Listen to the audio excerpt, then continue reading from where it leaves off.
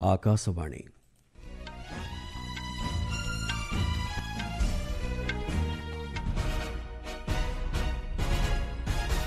संवाद पढ़ुंट चंदन घोष। मुख्य संवाद चारिदिनिया जापान और चीन गस्तर जाई आज सकाळे टोकियो पहुंचिले प्रधानमंत्री नरेंद्र मोदी।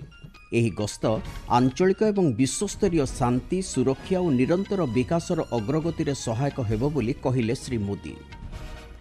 भुवनेश्वर आज आरंभ होगा दुईदिनिया अनुसूचित जाति और जनजाति संसदीय कमिटीर जातीय सम्मिलन को उद्घाटन करेंगे लोकसभा बाचस्पति। जातीय क्रीड़ा दिवस अवसर में आज युव व्यापार और क्रीड़ा मंत्री नेतृत्व में देशव्यापी आरंभ होउछि फिट इंडिया क्रीड़ा अभियान एवं बिहार राजगिरी ठारे द्वादश पुरुष एशिया हॉकी कप 2025 आज हेबो शुभारंभ।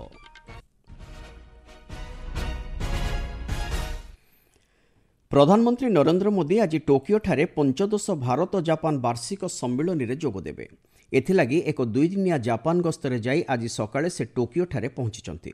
जापान प्रधानमंत्री शिगेरु इशिबा निमंत्रण क्रमे श्री मोदी एही गस्त करिसंती। आजिर सम्मेलन रे गत 11 वर्ष मध्यरे निरंतर अभिवृद्धि हासिल करिथिबा भारत जापान स्वतंत्र रणनैतिक एवं विश्व भागीदारी को परवर्ती पर्याय को नेबा एवं विभिन्न क्षेत्र में थिबा द्विपक्षीय संपर्कर अग्रगतिर समीक्षा तथा एहाकू अधिक सशक्त करने उपरे उभय प्रधानमंत्री आलोचना करिवे। जापान गस्त शेष करी सेप्टेम्बर 1 तारिखर श्री मोदी दुईदिनिया चीन गस्त करिवार कार्यसूची रहिछि। गतकाली रातिरे नुआदिल्ली प्रस्थान करने पूर्व एक विवृत्ति दे श्री मोदी कहिसंती तांकर जापान और चीन गस्त भारतर जातीय स्वार्थ और प्राथमिकता को गुरुत्व देव। एतद्व्यतीत एही गस्त आंचलिक एवं विश्वस्तरीय शांति सुरक्षा और निरंतर विकास को आगक बढ़ाइबारे फलप्रद सहयोग गठन दिगरे सहायक हेबो बोली प्रधानमंत्री आशा व्यक्त करिसंती। भारत जापान मध्यरे अर्थनैतिक और निवेश संपर्क एवं कृत्रिम बुद्धिमत्ता और सेमिकंडक्टर समेत आधुनिक वैषयिक ज्ञानकौशल संपर्कित परिसर को संप्रसारित करने दिगरे तांकर जापान प्रतिपक्षक सहित से मिलित भाव प्रयास करिवे बोली श्री मोदी कहिसंती। एतद्व्यतीत दुई देशर लोकंकु संजोग करुथिबा सभ्यतागत बंधन एवं सांस्कृतिक संपर्क को अधिक सशक्त करिवार सुजोग एही गस्त माध्यम प्राप्त हेबो बोली से आशा व्यक्त करिसंती। प्रधानमंत्री श्री मोदी कहते राष्ट्रपति सी जिनपिंग निमंत्रण क्रमे तियानजिन रे अनुष्ठित होगा सांघाई सहयोग संगठन सम्मिलन रे जोगदेवा लगी से जापान रु चीन यात्रा करिवे। भारत एही संगठनर एक सक्रिय तथा गठनमूलक सदस्य भाव कार्य करि आसुछि। एही संगठनर सदस्य राष्ट्रगुड़िक सहित मिलित भावे आंचलिक सहयोग को अधिक सशक्त करिबा एवं विभिन्न आह्वानर मुकाबिला करिबा दिगरे भारत प्रतिबद्ध बोली प्रधानमंत्री कहिसंते। एही सम्मिलनी अवसर में श्री मोदी राष्ट्रपति श्री जिनपिंग एवं रूस राष्ट्रपति व्लादिमीर पुतिन समेत अन्यान्य नेतृवृंद सहित आलोचना करिवार कार्यसूची रहिछि। भुवनेश्वर आज दुईदिनिया अनुसूचित जाति और जनजाति संसदीय कमिटीर जातीय सम्मिलन आरंभ हेबो। प्रथम थर पई एही सम्मिलन दिल्ली बाहर आयोजित हेबाकू जाउछि। लोकसभा बाचस्पति ओम बिरला एही सम्मिलन को उद्घाटन करिवार कार्यसूची रहिछि। श्री बिरला এই अवसर एक प्रदर्शनी को उद्घाटन करने सह स्मरणिका को मध्य उन्मोचन करेंगे। ଏହି समारोह राज्यसभा उपाध्यक्ष हरिवंश नारायण सिंह, केन्द्रमंत्री जुएल ओराम और धर्मेन्द्र प्रधान एवं मुख्यमंत्री मोहन चरण माझी समेत बहु मान्यगण्य व्यक्ति जोगदेवार कार्यसूची रही। सम्मेलन में संसद एवं राज्य तथा केन्द्रशासित अंचलर विधानसभा अनुसूचित जाति और जनजाति कल्याण समितिर अध्यक्ष एवं सदस्यों समेत 240 रु अधिक प्रतिनिधि अंशग्रहण करेंगे। अनुसूचित जाति एवं जनजाति कल्याण विकास और सशक्तिकरण में संसदीय एवं विधानसभा समिति गुड़िकर भूमिका प्रसंग आधार में यह सम्मिलन अनुष्ठित हेबो। आपण माने संवाद शुणुचंते आकाशवाणी। जातीय क्रीड़ा दिवस आज देशव्यापी पालन करा जाउछि। महान हॉकी खिलाड़ी मेजर ध्यानचंद जन्मवार्षिक स्मरण करने उद्देश्य प्रतिवर्ष अगस्ट 29 तारिख को जातीय क्रीड़ा दिवस रूपे पालन करा जायथाय। चलित वर्षर वार्ता रही शांतिपूर्ण एवं समावेशी समाज को प्रोत्साहित करने उद्देश्य क्रीड़ा। ସମାଜର ବିଭିନ୍ନ ଅଞ୍ଚଳ ଧର୍ମ ତଥା ବର୍ଗର ଜନସାଧାରଣ ଏବଂ ଖେଳାଳିଙ୍କ ମଧ୍ୟରେ ସମସ୍ତ ବାଧାବିଘ୍ନ ଦୂର କରି କ୍ରୀଡ଼ାର ଉନ୍ନତି ଦିଗରେ ମିଳିତ ଭାବେ ପ୍ରୟାସ କରିବା ଏହି ବାର୍ତ୍ତାରୁ ପ୍ରତିଫଳିତ ହେଉଛି। ଏହି ଅବସରରେ ଯୁବ ବ୍ୟାପାର ଓ କ୍ରୀଡ଼ା ମନ୍ତ୍ରୀ ମନସୁଖ ମାଣ୍ଡବ୍ୟ ଆଜିଠାରୁ ଦେଶବ୍ୟାପୀ ହେବାକୁ ଥିବା ଫିଟ୍ ଇଣ୍ଡିଆ କ୍ରୀଡ଼ା ଅଭିଯାନର ନେତୃତ୍ୱ ନେବେ। ମହାନ ହକି ଖେଳାଳି ମେଜର ଧ୍ୟାନଚାନ୍ଦଙ୍କ ସମ୍ମାନାର୍ଥେ ଆୟୋଜିତ ହେବାକୁ ଥିବା ଏହି ଅଭିଯାନ ଚଳିତ ମାସ 31 ତାରିଖ ପର୍ଯ୍ୟନ୍ତ ଚାଲିବ।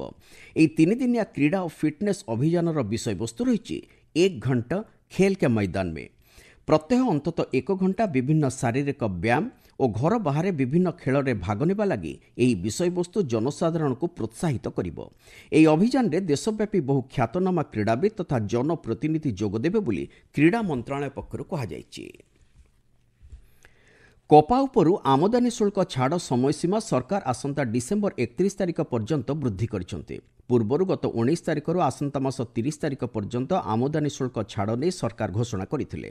ଅର୍ଥ ମନ୍ତ୍ରଣାଳୟ ପକ୍ଷରୁ ଜାରି ବିବୃତ୍ତିରେ କୁହାଯାଇଛି, ଭାରତୀୟ ବୟନ କ୍ଷେତ୍ରରେ କପାର ଆବଶ୍ୟକତାକୁ ଦୃଷ୍ଟିରେ ରଖି ଏହି ନିଷ୍ପତ୍ତି ଗ୍ରହଣ କରାଯାଇଛି। ଦ୍ୱାଦଶ ପୁରୁଷ ଏସିଆ ହକି କପ୍ 2025 ଆଜି ଜାତୀୟ କ୍ରୀଡ଼ା ଦିବସ ଅବସରରେ ବିହାରର ରାଜଗିରିଠାରେ ଆରମ୍ଭ ହେଉଛି। ଏହି ଟୁର୍ଣ୍ଣାମେଣ୍ଟରେ ଭାରତ, ଜାପାନ, ଚୀନ, କାଜାଖସ୍ତାନ, ମାଲେସିଆ, କୋରିଆ, ବାଂଲାଦେଶ ଓ ଚାଇନିଜ୍ ତାଇପେଇ ଭଳି 8ଟି ଏସୀୟ ରାଷ୍ଟ୍ର ଭାଗ ନେବେ। ଏହି ଟୁର୍ଣ୍ଣାମେଣ୍ଟର ସଫଳତାକୁ ଭିତ୍ତି କରି 2026 FIH ହକି ୱାର୍ଲଡ କପ୍ରେ ଦଳଗୁଡ଼ିକ ଭାଗ ନେବେ। ଏହି ଟୁର୍ଣ୍ଣାମେଣ୍ଟରେ ମୋଟ 24ଟି ମ୍ୟାଚ୍ ଖେଳାଯିବାକୁ ଥିବାବେଳେ ଆସନ୍ତା ମାସ 7 ତାରିଖ ଦିନ ଫାଇନାଲ୍ ମ୍ୟାଚ୍ ଖେଳାଯିବ। ଆୟୋଜକ ଭାରତ ପୁଲ୍ ଏରେ ଜାପାନ, ଚୀନ ଓ କାଜାଖସ୍ତାନ ସହିତ ସ୍ଥାନ ପାଇଛି। ଆଜି ଭାରତ ତାର ପ୍ରଥମ ମ୍ୟାଚ୍ ଚୀନ ବିରୁଦ୍ଧରେ ଖେଳିବ। ଏହି ଟୁର୍ଣ୍ଣାମେଣ୍ଟରେ ଅଂଶଗ୍ରହଣ କରୁଥିବା ଏସିଆର ସମସ୍ତ ଖେଳାଳି, ଦଳ ତଥା ସମର୍ଥକମାନଙ୍କୁ ପ୍ରଧାନମନ୍ତ୍ରୀ ନରେନ୍ଦ୍ର ମୋଦି ଶୁଭେଚ୍ଛା ଜଣାଇଛନ୍ତି।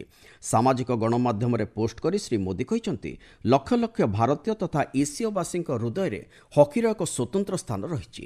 ଏହି ଟୁର୍ଣ୍ଣାମେଣ୍ଟରେ ଅନେକ ରୋମାଞ୍ଚକର ମ୍ୟାଚ୍ ଖେଳାଯିବା ସହିତ ଖେଳାଳିମାନଙ୍କର ବହୁମୁଖୀ ପ୍ରତିଭା ସମ୍ପର୍କରେ ଜନସାଧାରଣ ଅବଗତ ହୋଇପାରିବେ ବୋଲି ସେ ଆଶାବ୍ୟକ୍ତ କରିଛନ୍ତି।